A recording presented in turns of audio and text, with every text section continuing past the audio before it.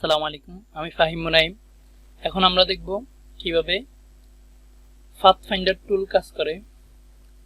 তো আমরা উইন্ডো থেকে পাথফাইন্ডার, এখানে ফ্রিতে পাথফাইন্ডার পাবেন। শর্টকাট হচ্ছে shift plus control plus function 9। তো কিবোর্ড থেকে কন্ট্রোল শিফট F9 প্রেস করলে পাথফাইন্ডার টুলটি অ্যাক্টিভ হয়ে যাবে। আমরা এখান থেকে দুটি শেপ ড্র করলাম, এটাকে ভিন্ন কালার দিয়ে দিচ্ছি, দুটাকে সিলেক্ট করলাম। তো পাথফাইন্ডারে প্রথমে আছে শেপ মোড, এখান থেকে লেখা আছে ইউনিট। তো আমি ইউনিটে ক্লিক করলাম, ইউনিটে ক্লিক করার সাথে সাথে দুইটা শেপ এক হয়ে গেল।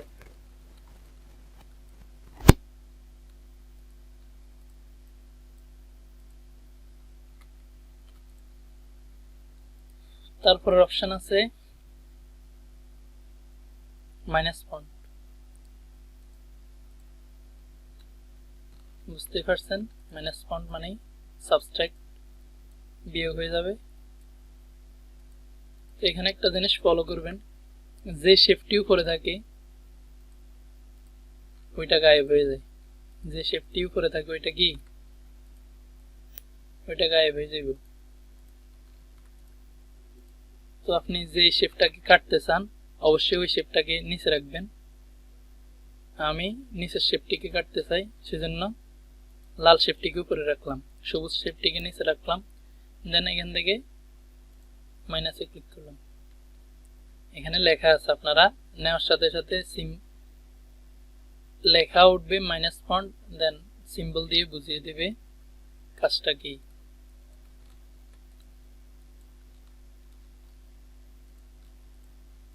এইভাবে কাজ করে। এই দুইটা একবারে কমন কাজে আসে, দেন আর একটা বেশি কাজে আসে, ওইটাও দেখিয়ে দিচ্ছি। ডিভাইড, অর্থাৎ আমি ইলিপস ড্র করি, অল্ট প্রেস করে আরেকটা ড্র করলাম, এটার কালার পরিবর্তন করে দেই। আমরা শেপ বিল্ডার টুলে একই কাজ দেখেছি কিভাবে ডিভাইড করে। শেপ বিল্ডার টুল দিয়ে হচ্ছে এইভাবে, শেপ বিল্ডার টুল নেওয়ার পরে জাস্ট একটা ক্লিক করলেই ডিভাইড হয়ে যায়। এই দেখেন ডিভাইড হয়ে গেছে। আর এখানে দুইটা শেপ আছে, এখান থেকে জাস্ট ডিভাইডে ক্লিক করবেন। ডিভাইড করার পরে মনে রাখতে হবে গ্রুপ হয়ে যায়, সেজন্য কন্ট্রোল শিফট জি, অবজেক্ট থেকে আনগ্রুপ, কন্ট্রোল শিফট জি অথবা মাউসের রাইট বাটনে ক্লিক করে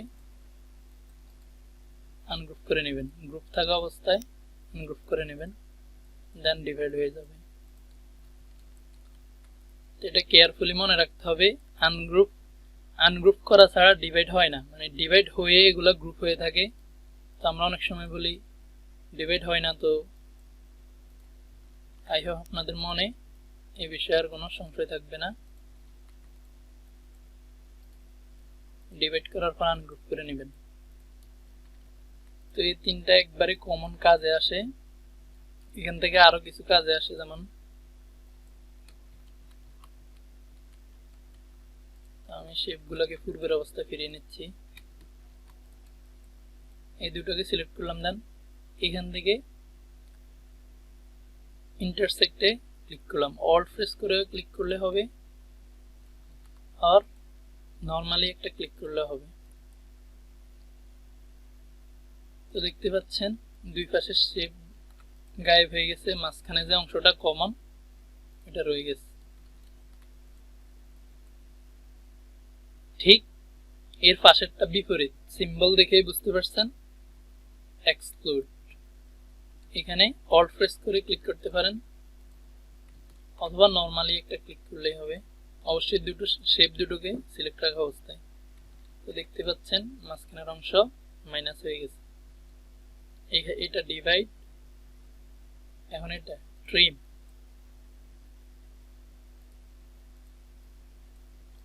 গ্রুপ হয়ে গিয়েছে, আনগ্রুপ করে দেখে নিই। তো এগুলো আলাদা আলাদা করতে পারেন, অথবা শেপ বিল্ডার টুল দিয়েও সেম কাজগুলো করতে পারেন। সিলেক্ট করা অবস্থায় ট্রিমের কাজটা হচ্ছে এভাবে, শেপ বিল্ডার টুল নেওয়ার পরে জাস্ট ডান দিক থেকে এভাবে ড্র্যাগ করলে গ্রুপও হবে না, এভাবে ইজিলি করতে পারবেন।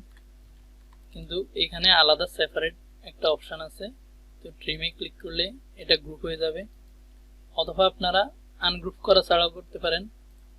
এই দুটোকে ডাবল ক্লিক করলেই হবে, ডাবল ক্লিক করার পর সেপারেট করতে পারবেন।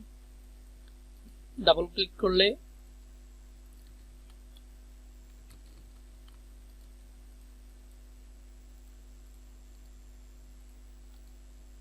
আনগ্রুপ না করে আমরা এখান থেকে আইসোলেট সিলেক্টেড গ্রুপ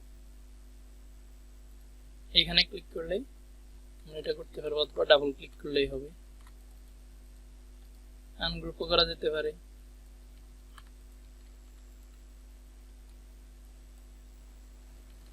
তো আমি ব্যাক দিচ্ছি।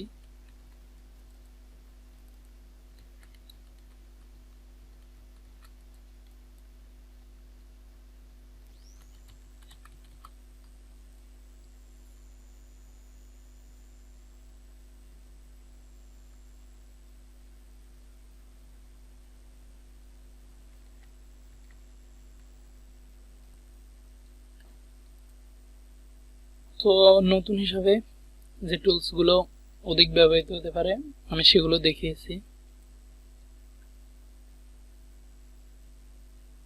দেন এখানে লেখা আছে মার্জ।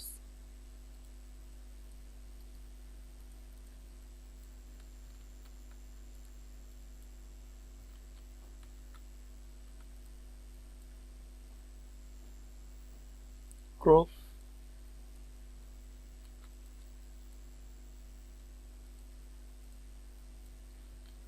এখানে জাস্ট সিম্বল দেখে বুঝতে পারছেন শুধু আউটলাইনটা রাখবে।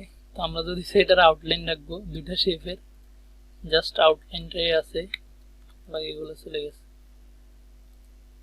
সিম্বল দেখেই বুঝে নিতে পারেন। তো যেগুলো প্রয়োজনে আমি ডিটেলসে বলার চেষ্টা করেছি, নতুনদের জন্য সহায়ক হবে। আজকের জন্য এতটুকুই। আসসালামু আলাইকুম।